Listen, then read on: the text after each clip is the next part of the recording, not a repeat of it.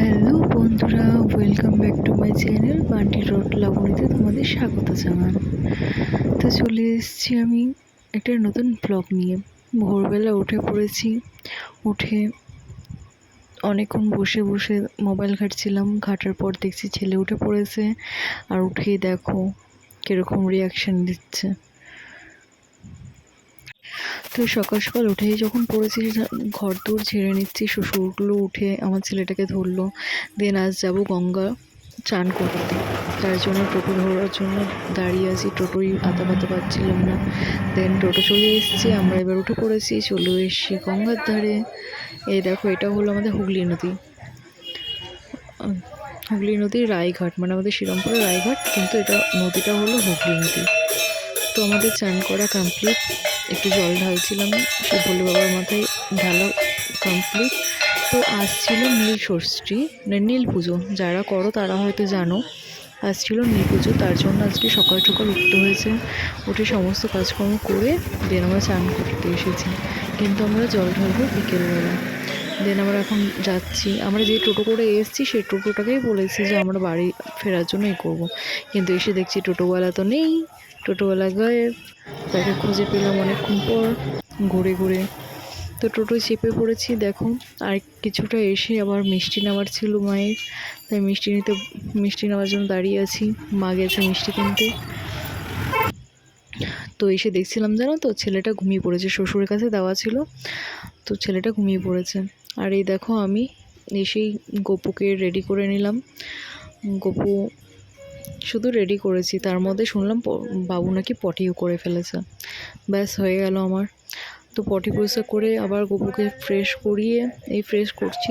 দেন এখন আমরা আলপনা দেব। বাড়িতে পুজো হলে আলপনা না দিলে যেন মনেই হয় না বাড়িতে পুজো হচ্ছে। সকাল থেকে নিয়ে আমি আর আমার শাশুড়ি উপোস, একদম নির্জলা। আর এটা হলো আমার ফার্স্ট, মানে নীল ষষ্ঠীটা আমার প্রথম এবছরে, কারণ বাবুর এখন 1 বছর হয়নি।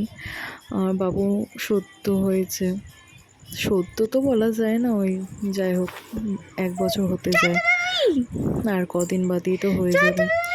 তো এই দেখো, সব কমপ্লিট হয়ে কিছু তো করার নেই, ছেলেকে ফ্রেশ করিয়ে ঘুম থেকে উঠে পড়েছে। এখন বাজে 4টে। ঘুমিয়ে দেখো আমার সাথে বদমাইশি করছে, মানে খেলা করছে।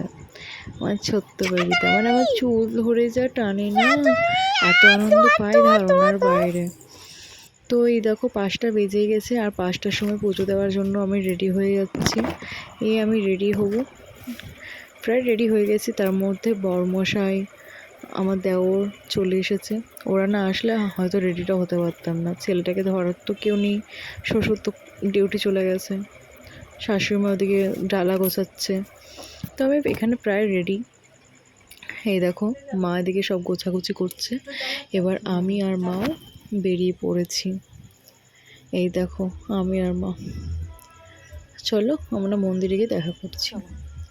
আমরা বলতে বলতে মন্দিরটা অবশ্য একটুখানি, মানে পায়ে হেঁটে 2 মিনিটও লাগে না, একদম ঘরের কাছে মন্দির।